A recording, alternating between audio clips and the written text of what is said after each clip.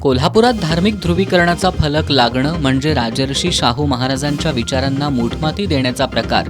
राज्य अल्पसंख्याक आयोगाचे अध्यक्ष प्यारे खान यांनी आज कोल्हापुरात व्यक्त केली नाराजी. परीघ पुलाखालील मार्ग वाहतुकीसाठी नाहीच, ती तर जलनिस्सारणाची व्यवस्था. रेल्वे प्रशासनानं न्यायालयात सादर केलं म्हणणं.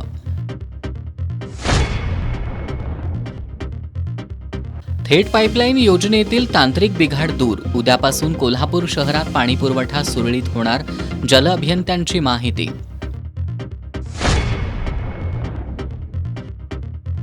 केडीसीसी बँकेच्या वारणानगर शाखेत 3,22,00,000चा अपहार.